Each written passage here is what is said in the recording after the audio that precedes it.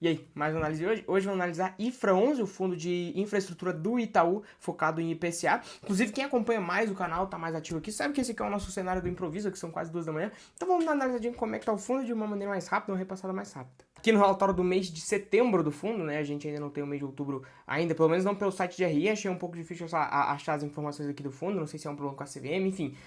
O objetivo dele, né, é ter um retorno de 0,5% a 1% maior do que os títulos públicos, né, do que o Tesouro, o IPCA. E o que a gente tem que fazer aqui, por analogia, é ver se esse retorno aqui está sendo maior do que a taxa, né, do que a nossa querida taxa de gestão. Porque senão você está pagando mais caro para poder ter um retorno que não compensa, né? E aí, nesse caso, a taxa de 0,85, se eu não me engano, a gente tem aqui no final do relatório, vamos dar uma olhadinha só para confirmar mesmo, são 12 da manhã aqui no... 0,85. E a nossa taxa que a gente tem ali das debêntures que ele tem, né? Ele é um fundo que investe em debêntures, é de 1,28. Então acaba sendo mais positivo, né? Você tem uma diferença aí que para você correr esse risco a mais, e aí você fica a critério seu saber se quer investir num fundo ou não, né? Ele é um fundo que normalmente está sempre acima do VP, é um ponto interessante, é um fundo de infra, é uma indústria muito nova ainda, o pessoal não sabe precificar muito bem, então ele... E também, né, é bem difícil precificar, então você não sabe se acima do VP tá no justo ou se abaixo do VP tá injusto, enfim, você nunca sabe, você não consegue precificar muito bem, né? Então é uma indústria nova aí, mas a cota ela tá sempre acima do VP e o fundo tá chamando a emissão, né? Ele tá chamando a emissão de 600 milhões, que foi o valor da última emissão dele, vai chegar a um patrimonial aí de 2 bilhões, então pode ser um fundo bem grande, tem 25 mil cotistas, vai chegar a 2 bilhões acho que vai ser o maior fundo de infra, então é um ponto interessante do Infra 11 aí, se tornando o maior fundo de infra, né? Interessante comentar sobre isso. Hoje ele paga mais ou menos aí 13% ao ano de dividendo, né?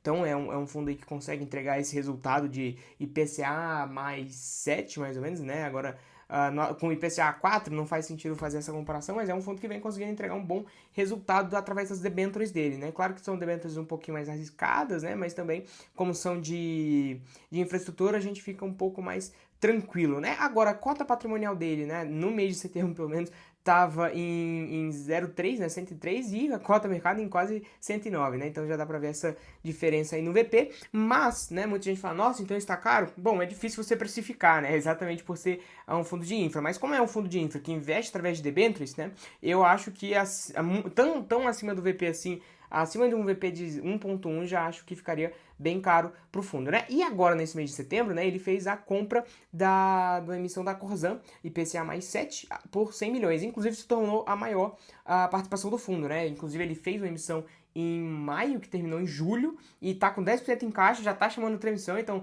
seria legal ele alocar esse valor aí, mas ele já tá alocando de pouco em pouco, né? Claro que não dá pra você liquidar tudo de uma vez, principalmente em infra, e o mercado meio chongo aí, do jeito que ele tá, mas 100 milhões aqui, né, na debênture da Corzan, e virou a maior participação do fundo, né? São 28 mil cotistas e não 25, e um volume diário aí de quase 1 milhão por dia, então é um fundo bem grande, né? E pouco conhecido pelas pessoas. Aí é que a gente tem as maiores exposições, né? A maioria são através de debêntures, e tem um fundo dele, o Fundo Pirineus, que também é um FDIC, enfim.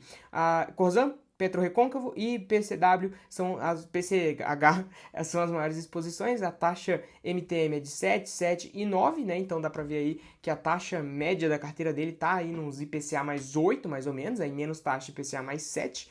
E a duration, né? A duration dele média da carteira é de 5 anos, né? E aí aqui tem mais algumas informações. Essa tabela aqui tá um pouco mais interessante, né? Do que as outras. A gente sabe que tem uma dificuldade aí para os fundos de papel colocarem a tabela com várias informações, as informações relevantes. E aqui tá um pouco mais completa, né? Aqui tá bem legalzinha a tabela do Itaú, então ponto positivo aí. Ele é bem diversificado, então a maior exposição que virou a Corsã só é 6% do fundo, então bem tranquilo em relação a isso. E aí aqui a gente tem, né, a duration, aqui tem a spread médio, como eu já tinha comentado para vocês, a duration é de 6 anos, ele ainda tem uns 8% em caixa, então pode alocar. E a exposição por rating, né, rating para você que não sabe é a avaliação do papel de renda fixa, né, então quanto mais as tiver no rating, melhor é o rating, né, então A é o melhor, A mais é o segundo melhor, enfim, você pegou a lógica. Aí saindo do A você vai pro B, né, vai pro BBBB, e aí saindo do BBBB você vai pro BBB+, vai pro BB+, né, então você pegou a lógica aí, o rating dele, 60% tá em A+, né, A até AA, então tá tranquilo em relação a isso. e aí o resto aqui não tem nenhum rating,